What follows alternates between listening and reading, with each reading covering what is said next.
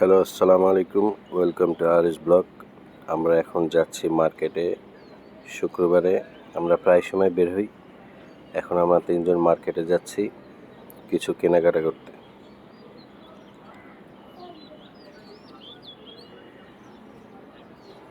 এই যে আমি আমার মাকে নিয়ে চলে এসেছি। এখন আমরা ৩ জন মোটরসাইকেলে যাব। ৩ জন খুব ভালো মতন হয়ে যায় মোটরসাইকেলে। এই যে আমরা চলে আসলাম ইস্টার্ন প্লাজা মার্কেটে। বাবু দৌড়ে গিয়ে আগে পপকর্ন ধরতেছে, তবে এই পপকর্ন আমি কিনে দিই নাই। কেন?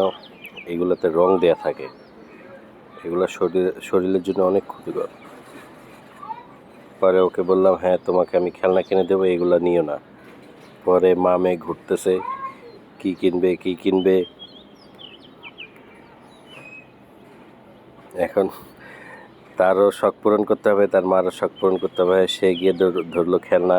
এরপর থেকে তার টেনশন, কখন তার খেলনা কিনে দিব। তার চেহারার অবস্থা দেখেন, টেনে আমাকে নিয়ে যাচ্ছে খেলনার দোকানে। কিন্তু ও যে খেলনা ধরছে এগুলো একবারে নর্মাল। ওকে বলছে তোমার একটু ভালো খেলনা কিনে দিব। এদিক দিয়ে মা না করে না, খেলনা কিনে খালি টাকা নষ্ট, হ্যানত্যান। সে হাবিজাবি কিনলো। তারপরে এই একটা কর্নার, এটা সুন্দর জিনিসটা আমারও ভালো লাগছে অনেক। পরে এটা জিজ্ঞেস করলাম কত, বলতেছে 1200 টাকা। 1200 টাকা বলতেছে। পরে 900 টাকায় কিনছি জিনিসটা, সুন্দর। তারপর গেলাম এখন খেলনার দোকানের উদ্দেশ্যে। এই যে তার চেহারার অবস্থা দেখেন, মনটা তার এতই খারাপ, আমার দিকে পিছে ঘুরে ঘুরে তাকায় কখন আমি বলবো চলো খেলনার দোকানে চলো। তেমন কোনো শপিং করার জন্য আসি নাই, টুকটাক ঘরের কিছু অ্যাক্সেসরিজ, এই জন্য আসা। এখন সে আমার বলতেছে আমার খেলনা কিনে দাও, আমার টাকা নাই। সে বলছে কই তোমার মানি ব্যাগে আছে, তো দেখলাম। এই আর কি, তার সাথে আমি দুষ্টামি করতেছি, খেলনা তো অবশ্যই কিনে দিব। সে চোখ বন্ধ করতেছে করে। এখন তার কান্নাকাটি চলতেছে। এখন নিয়ে যাব ওকে খেলনার দোকানে নিয়ে গিয়ে খেলনা কিনে দিব। তারপরে আমরা গেলাম খেলনার দোকানে। এই খেলনাটার দাম 500 টাকা চাইলেও কিন্তু অযথা, কেন আমি কিনবো এই ক্লিপ নাকি বল্টু 500 টাকা দিয়ে। তারপরে দেখলাম কিচেন সেটটা পছন্দ হয়েছিল। তাও আমরা কনফিউশন যে এটা কিনবো কি কিনবো না। আমার বাবু সঠিকভাবে পছন্দ করতে পারতেছিল না, কনফিউশন ছিলাম। পরে সে অনেক কনফিউশনের জন্য কান্নাকাটি করতেছে। এরপরে আমরা গেলাম ব্যাগের দোকানে ওর জন্য ব্যাগ দেখতে। ও বলছিল প্রথমে ব্যাগ নেবে, কিন্তু ব্যাগও এখন পছন্দ হয় না। পরে আবার ঘুরে গেলাম খেলনার দোকানে। পরে খেলনার দোকানে গিয়ে চয়েস করতেছে। গাড়ি আছে এখানে, অনেক সুন্দর সুন্দর খেলনা আছে। পরে আবার এই কিচেন সেটটা ওনাকে বলছে আপনি একটু খুলেন। পরে উনি খুলে দেখাইতেছে, এরা পাট করে আর কি ফিটিং করতে হয়, আবার গোছানোর সময় আবার পাট খুলতে হবে, অনেক ঝামেলা।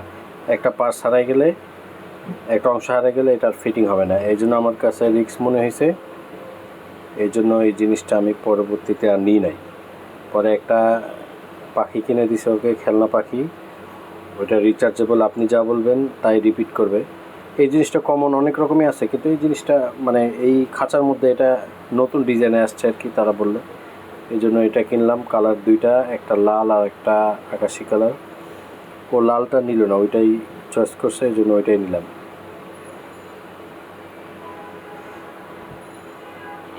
তারপর আমাদের কেনাকাটা মোটামুটি শেষ। তার আম্মা উপরের ফ্লোরে আছে, কাপড় কিনতেছে। পরে আমরা এখন উপরে যাব। সে একাই উঠতে পারে, বেশ অনেক পারদর্শী। মার্কেটে গিয়ে গিয়ে অভ্যস্ত হয়ে গেছে। তারপর খুঁজতে খুঁজতে ওর মাকে খুঁজে পেলাম। ও খুব খুশি খেলনাটা কিনে। ওর মাকে দেখাচ্ছে তার মা ব্যস্ত, কাপড় কোনটা নেবে কনফিউশন। দুজনের শখ পূরণ করতে করতে আমার শখই ভুলে গেছি। সে অনেক খুশি, খেলনাটা পেয়ে অনেক খুশি। তারপর আমরা টুকটাক একটু নাস্তা করলাম বিকালে। এই যে আমার বাবুর খেলনা। এখন যাওয়ার পালা,